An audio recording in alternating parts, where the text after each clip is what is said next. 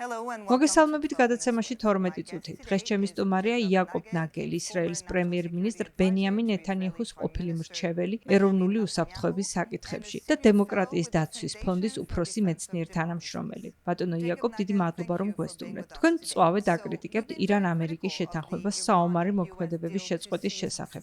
შეგიძლიათ აგვიხსნათ, რატომ?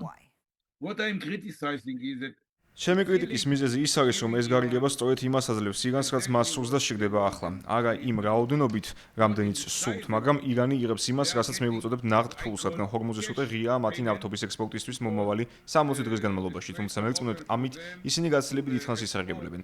მილიარდობით დოლარი დაიწყებს ირანში შესვლას. რა თქმა უნდა, ამ მილიარდებს ისინი საკუთარი ხალხის საკვებით, წყლითა და სხვა სიკეთით მომარაგებაზე არ დახარჯავენ. ისინი აღადგენენ სარაკეტო პროგრამას, განაახლებენ ტერორიზმის მხარდაჭერას, განსაკუთრებით ჰეზბოლას, ჰამასისა და სხვა ჯგუფებების.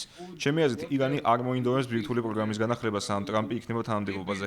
თუკი მანამდე ბომბის შექმნამდე ბომბში გულისხმობ ბირთვული ქობლით აღჭურვილ რაკეტას, 18 თვე იყო დარჩენილი, ახლა მისთვის 3 წელი დასჭირდება. ამას მივუმატოთ ტრამპის მმართველობის კიდევ 2 წელი და გამოდის 5. მიუხედავად იმისა, რომ ირანი მუხლებს ზედაშუქილი, ძალიან დასუსტებულია, რადგან ამერიკა და ისრაელი ყოველი მხრიდან უტევდა. ირანი მაინც ამბობს, ჩვენ გავიმარჯვეთო.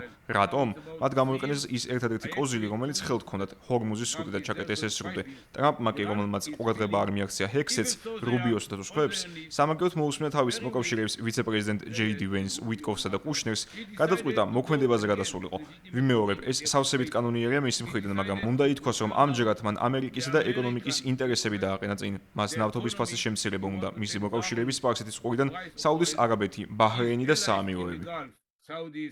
მას ხომ ნოემბერში შუალედური არჩევნები ელოდება, ასე რომ? ზუსტად ასეა. მას ნოემბერში შუალედური არჩევნები აქვს. ხალხი მის დაბადების დღეზე, მსოფლიო თასსა და დამოუკიდებლობის დღეზე ლაპარაკობს. მერწმუნეთ, ეს არ არის სერიოზული. გასაგებია. მას ახლა მხოლოდ ის აფიქრებს, რომ ამერიკელებმა ისიც არ იციან, სად არის ირანი და ისრაელი, ან რას ნიშნავს ურანის გამდიდრება. მათ მხოლოდ ის აინტერესებთ, რამდენს იხდიან 1 გალონში ბენზინ გასამართ სადგურზე.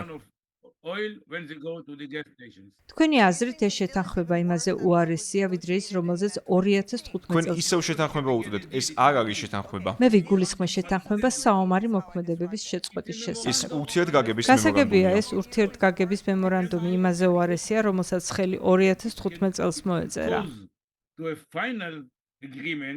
უარესია, ის შესაძლოა საბოლოო შეთანხმებით დასრულდეს. შესაძლოა მიაღწიონ შეთანხმებას არ ვარ დარწმუნებული რა იქნება, რადგან ირანელები მოლაპარაკებების საუკეთესო ოსტატები არიან მსოფლიოში და ამ პროცესს 2 წელიწად-ნახევარი გაწელავენ, სანამ ტრამპი არ დატოვებს თანამდებობას. მაგრამ თუ მართლაც შედგა გარიგება, ეს სავარაუდოდ ობამას მიერ 2015 წელს დადებულ გარიგებაზე უარესი იქნება, რომელსაც ტრამპი მწვავედ აკრიტიკებდა. რატომ? იმიტომ რომ არ ვიცი, როგორ დაარეგულირებს ეს ბირთვულ საკითხს, მაგრამ არ დაგავიწყდით, რომ თითქმის 10 წელი გავიდა მას შემდეგ. ირანელები ტექნოლოგიურად დაწინაურდნენ, ჩვენ შევაფერხეთ ისინი მასალების გახლეჩის კუთხით, განსაკუთრებით იარის სფეროში, რადგან ყველაზე მნიშვნელოვანი მეცნიერები აღარ ყავთ. ამას დრო დასჭირდება. რამდენად ღირდა ეს ომი, თუ კი 2015 წლის შედეგი უკეთესი იყო? 2015 წელს საშინელი შეთანხმება დაიდო. არ იყო კარგი, ძალიან ცუდი იყო. ის იყო პირდაპირ გზა ირანში ბირთვული ბომბის შექმნისკენ. გასაგებია. ახლა არ ვიცი რა მოხდება ამ ურთიერთგაგების მემორანდუმით, რადგან იქ არაფერი წერია ბირთვულ საკითხზე. მხოლოდ ჰორმუზის სრუტის გახსნასა და ირანისთვის ფულის მიცემაზეა საუბარი და მოურჩა. ასევე აზუსტებენ, რაზე აპირებენ მოლაპარაკებას. მე არ ვიცი რა იქნება შედეგი.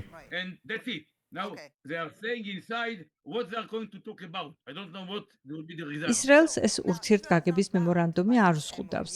ისრაელმა ცალკე გარიგება დადო ლიბანთან ამერიკის შუამავლობით. ეს უკვე შეთანხმებაა ცეცხლის შეწყვეტის შესახებ. დარწმუნებული ხართ, რომ ეს შეთანხმება გაამართლებს, თუ კი გავითვალისწინებთ, რომ ჰეზბოლამ მისი პირობების შესრულებაზე უარი განაცხადა და ნეთანიაჰუს მთავრობის ზოგიერთმა წევრმაც. კერძოდ, ულტრამემარჯვენე მინისტრებმა ეს შეთანხმება ბათილად მიიჩნიეს.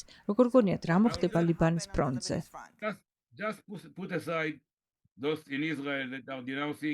მოდით ავადნებოთ ისრაელის იმ მემარჯვენე და მემარცხენე ძალებს, რომლებმაც ბათილად ჩათვალეს ეს შეთანხმება. მე საუბარი მაქვს ისრაელის მოსახლეობის 80-90%-ზე და ქნესეთის წევრებზე.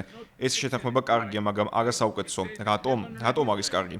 ამ შეთანხმებაში წერია, რომ ლიბანი და ისრაელი მიიღებენ გადაწყვეტილებას ლიბანის თაობაზე. ლიბანის სუვერენული მთავრობა იგულისხმება. ამ შეთანხმების მიხედვით, ისრაელი არ გადის ლიბანიდან და არ ტოვებს ჩვენს პოზიციებს, რომლებიც ჩვენი მოქალაქეების დასვას ემსახურება. იმ მოქალაქეებისა, რომელთაც ვუთხარით, რომ შეეძლოთ საკუთარ სახლში დაბრუნება ევაკუაციის შემდეგ.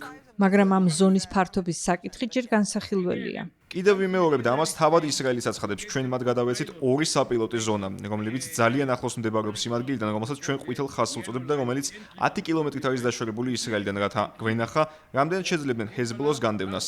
სანამ ჰეზბოლა მთლიანად არ დაყრის იარაღს, ეს გარიგება ძალაში არ შევა. ახლა შეგიძლიათ მკითხოთ. მაგრამ როგორ გონიათ ეს გაამართლებს? 2024 წელს არ გაამართლა. I don't think that this deal არა, არ მგონია, რომ ამ შეთანხმებამ გაამართლოს ლიბანის სუვერენული მთავრობის მიერ ჰეზბოლას განიარაღების საკითხში. გამორიცხულია. take out the weapons from Hezbollah. No way. იმიტომ რომ არ უნდათ თუ იმიტომ რომ არ შეუძლიათ. No, because they can't. იმიტომ რომ არ შეუძლიათ, თუმცა ძალიან უნდათ. ამ შეთანხმებაში წერია, რომ ეს დოკუმენტი ძალაში შევა მას შემდეგ, როცა ყველა შეერაღებული დაჯგუფება ლიბანში იარაღს დაყრის. მკითხავთ, გააგრძელებს თუ არა ეს უსტი ლიბანის მთავრობა ამას მარტო? ვერ გააგრძელებს.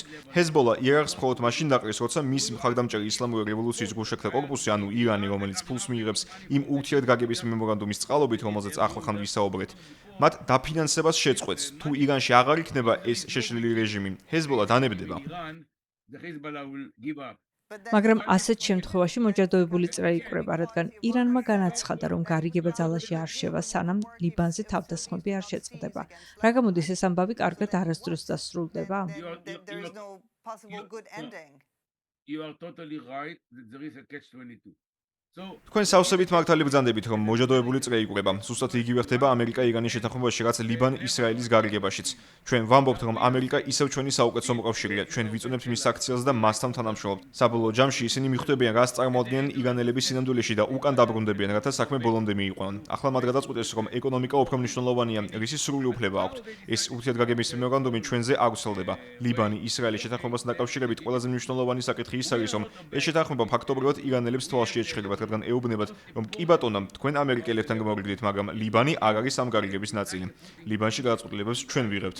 თქვენ მკითხეთ, მაინც როგორ დასრულდება ყველაფერი? ჩემი პასუხია, არ ვიცი.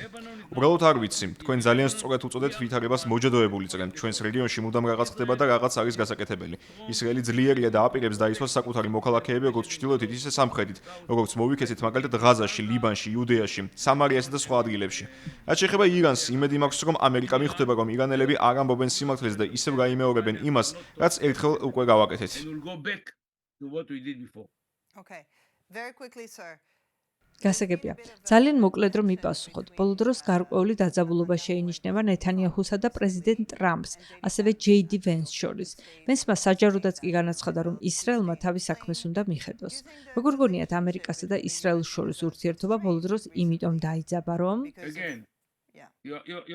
you're putting the right point. Israel and US are best allies. They are თქვენ სწორად სვამთ საკითხს. ისრაელი და ამერიკა ახლო მოკავშირეები და საუკეთესო მეგობრები არიან. ისინი მხარს უჭერენ ისრაელს გაეროს უსაფრთხოების საბჭოში და კიდევ მრავალი სხვა კუთხით გვეხმარებიან. თუმცა როგორც უკვე აღნიშნე, პრეზიდენტი ტრამპი ამ წუთას ჩემი აზრით შეცდომას უშვებს, მაგრამ მას სრული უფლება აქვს, რომ ამერიკის ინტერესი დააყენოს წინ გულისხმობ ეკონომიკას, რომ ნავთობის ფასი შეამციროს და მოემზადოს შუალედური არჩევნებისთვის. რადგან მისი გუნდის წევრებმა აუხსნეს, რომ თუ ასე არ მოიქცევა, წარმომადგენელთა პალატასა და სენატში უმრავლესობას დაკარგავს. ჩვენ ძალიან გვინდა, რომ ამერიკა ჩვენ გვერდით დარჩეს, ზოგჯერ მათ საკუთარ ინტერესებს უნდა მიხედონ, არა უშავს, გონს მოეგებიან და შესაბამის გადაწყვეტილებებს მიიღებენ ძალიან მალე. მათ იციან ავისა და კარგის გარჩევა. They know who is good and who is bad. გასაგებია. მესმის, რომ ისრაელს სურს დამოუკიდებლადაც ძლიერი იყოს, მაგრამ ის ამერიკის სამხედრო დახმარებაზეა დამოკიდებული. ნაწილობრივ მაინც. ვიცი, რომ ისრაელს ძალიან ძლიერი თავდაცვის ინდუსტრია აქვს, მაგრამ მე ახლა ის მაინტერესებს, როგორ უნდა დამყარდეს სტაბილურობა ახლო აღმოსავლეთში, თუ კი ამერიკისა და ისრაელის ინტერესები ამ წუთას ასე მკვეთრად გაიმიჯნა. So much right now. And again, you said before about the dependence. თქვენ ადრეთ შეეხეთ დამოუკიდებულების საკითხს. ისრაელი ძლიერია, დიახ, დახმარებას ვიღებთ. თავად მოვაწერე ხელი ბოლო შეთანხმებას ისრაელისთვის განკუთვნილი 38 მილიარდი დოლარის შესახებ და მიმაჩნია, რომ კიდევ იქნება ასეთი შეთანხმება. თუმცა ამერიკაზე ძირითადად ისეთი მთავარი პლატფორმების კუთხით ვარ დამოუკიდებული, როგორიცაა F-15, F-16 და F-35. ამათ დამოუკიდებლად არ ვაწარმოებთ, მაგრამ ამერიკა ამ პლატფორმებს სხვა ქვეყნებზეც ყიდის. სხვა საკითხია, ეს ამერიკის ფულით გაკეთდება თუ ისრაელის. არ მგონია, რომ ამერიკამ ეს ყველაფერი შეგვიწყვეტოს. სხვა დანარჩენს, როგორიცაა საბრძოლო მასალები, ტანკები, ჭურვები, артиლერია, ჰაერი მიწა ტიპის შეერება, ამას ყველაფერს დამოუკიდებლად ვაწარმოებთ. ისრაელი არ არის დამოუკიდებული ამერიკაზე. ჩვენ დამოუკიდებელი ვართ. Their independence. Last question, if I და may, ბოლო with კითხვა თუ regard შეიძლება. to possible ჩვენ უკვე foreign ვისაუბრეთ influence ისრაელსა და ამერიკას შორის შესაძლო დაზაბულობაზე. ახლა მინდა ძალიან მოკლედ ევროკავშირსაც შევეხოთ. თქვენ ალბათ იცით იმ დიპლომატიური დაპირისპირების შესახებ, რომელიც ევროკავშირის საგარეო პოლიტიკის ხელმძღვანელ კაია კალასსა და ისრაელის საგარეო საქმეთა მინისტრ გიდეონ საარს შორის დაიწყო. რამდენად გაფიქრებთ ევროკავშირსა და ისრაელს შორის ურთიერთობის მომავალი? I'm sorry you are not going to like my answer. I was working very hard. უწუხარ ჩემი პასუხი არ მოგეწონებათ. მე ძალიან ბევრს მუშაობდი, როდესაც მრჩეველი ვიყავი ისრაელის ეროვნული უსაფრთხოების საკითხებში. ყოველთვე ვიწვევდი ევროკავშირის 28-ვე ელჩს ისრაელში და თვეში ერთხელ საუბრობდით. მათ არ მოეწონათ რაც მოხდა, არც მე მომეწონა სამწუხაროდ ახლა ამერიკას მიმართავთ. ევროკავშირისთვის მიმართვა არ არის უპრიანი. რაც შეეხება ევროკავშირის ისრაელის ურთიერთობას, ბოლოს ჩემი აზრით ევროკავშირის ქვეყნებიც გონს მოეგებიან და მიხვდებიან ვინ არის კარგი და ვინ ცუდი. შეხედეთ ევროპის ზოგიერთ ქვეყანას, არ მინდა სახელების დაკონკრეტება, მაგრამ ქუჩაში ტერორია ევროპაში. ჩემი აზრით, ზოგიერთ ევროპულ ქვეყანაში ეს გააცნობიერეს და კანონის აღსრულებას მიყვეს ხელი. ზოგიერთმა უკვე წააგოო მიემიგრანტებთან, მიმაჩნია რომ ევროპა დიდი პრობლემის წინაშე დგას, რომელიც უნდა გადაჭრან და მათი პრობლემა ისრაელი არ არის. And a big problem that they have to solve. And their problem is not Israel. დიდი მადლობა ბატონო იაკობ რომ დიდი მადლობა. მოგწონდით. Very much.